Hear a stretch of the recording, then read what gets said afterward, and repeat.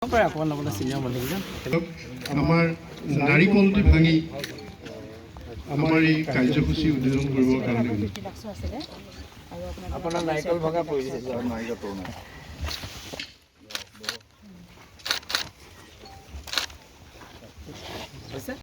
অহাৰ বাবে আৰু আমাৰ যিখন ৰিজৰ্ট তাৰ নামটো হৈছে জলপুৰি ৰিজৰ্ট।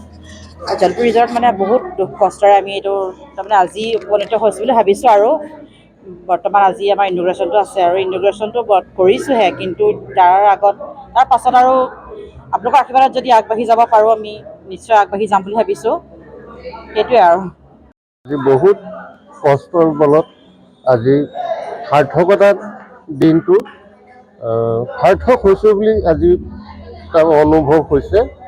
বহুত কষ্ট কৰিলোঁ, কষ্ট কৰি আজি কোনোবা ৰাইজক উৎসৰ্গা কৰিবলৈ সক্ষম হৈছোঁ আৰু আপোনালোকক পাই নথৈ সুখী হৈছোঁ।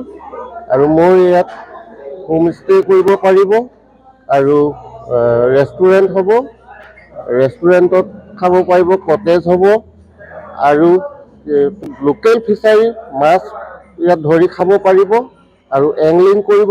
গাঁৱত এটা আমাৰ প্ৰধানমন্ত্ৰী মৎস্য সম্পদা যোজনা 21-22 বছৰত যিটো আঁচনি আছিলে তাৰ ভিতৰত এটা ৰিক্ৰিয়েশ্যনেল ফিচাৰী আজি ইয়াত উন্মোচন কৰা হৈছে। ৰিক্ৰিয়েশ্যনেল ফিচাৰী যিটো স্কিম আছে প্ৰধানমন্ত্ৰী মৎস্য সম্পদা যোজনা, এইটোৰ উদ্দেশ্য আছে যাতে ফিচাৰী লগতে যোন আমাৰ ফিচাৰী ফাৰ্মাৰ আছে তাৰ এটা এডিশ্যনেল ইনকামো হয়। তাৰ কাৰণে এনচিলাৰী এক্টিভিটিজ যেনেকৈ ৰিজৰ্ট বা ৰেষ্টুৰেণ্ট বা তেনেকুৱা স্কিমছো ল'ব পৰা যায়। চ' চেম তেনেকুৱা এটা ৰিজৰ্ট আমাৰ টিমটিমীয়া গাঁৱত আজি ইনগ্ৰেট কৰা হৈছে। ইয়াতে 60% ছাবচিডি আছে প্ৰধানমন্ত্ৰী মৎস্য সম্পদা যোজনাৰ পৰা আৰু বাকী ৰিমেইনিং বেনিফিচিয়াৰী কণ্ট্ৰিবিউশ্যন আছে।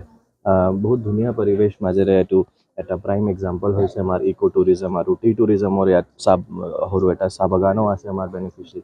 ত' টি টুৰিজম আৰু ইক' টুৰিজমৰ এটা ভাল এক্সাম্পল ইয়াত আজি ছেট কৰা হৈছে। আপোনাৰ মিডিয়া মাধ্যমৰ জৰিয়তে মই সকলোকে ৰিকুৱেষ্ট কৰিম যাতে ইমান ধুনীয়া সুবিধা ইয়াত ইনগ্ৰেট কৰা হৈছে তাৰ আমাৰ যোৰহাটবাসী ৰাইজে আহি লাভ উঠায় আৰু এই ৰিজৰ্টটো যাতে ভালকৈ আমাৰ ফিচাৰী ফাৰ্মাৰ প্ৰগ্ৰেছিভ ফাৰ্মাৰ আছে তেখেতে যাতে ইয়াৰ লাভটো গ্ৰহণ কৰিব।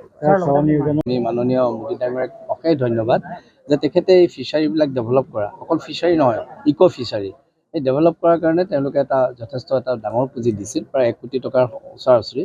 তাৰে গোটেই টকাটো ইয়াত অহা নাই, হয়তো ইয়াত 35 লাখ তেখেতসকলে দিছে আৰু তেওঁলোকে মানে চৰকাৰে দিছে, বাকী 30 লাখ বোধ কৰোঁ দিছে, প্ৰায় 50-50 বেচিছত বা 60-40 বেচিছত। আৰু প্ৰধানমন্ত্ৰীয়ে যে এনেকুৱা আঁচনি নলহেঁতেন হয়তো আমি তেনেকুৱা ধৰণৰ এনেকুৱা স্কিমবিলাক নাপালোহেঁতেন। আৰু মই খুব সুখী যে মই যোৰহাটত মই কৈছোঁ যে 35 ইয়েৰ্ছ আগতে মই প্ৰথম বিধায়ক হৈছিলোঁ। আমি গাঁও অঞ্চলত এনেকুৱা ধৰণৰ কথা ভাবোঁ, কিন্তু আমি পাৰিম জানো, এনেকুৱা এটা ভাৱ আছিল। আৰু ইয়াত যি হিতাধিকাৰী আছে কৃষ্ণা গগৈয়ে, তেওঁ সেইটো প্ৰুফ কৰিলে যে আমি পাৰিম।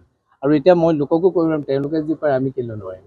এইটো এটা ডাঙৰ মেছেজ আমাৰ যোৰহাটৰ কাৰণে। খুব সুন্দৰভাৱে ফিচাৰী কৰাৰ লগতে ৰিচৰ্টো কৰিছে। ইয়াত মানুহ আহি পেলাই থাকিবও পাৰে আৰু মানুহে দিনটো ইয়াত লেজাৰলি তেওঁলোকে ৰিলেক্স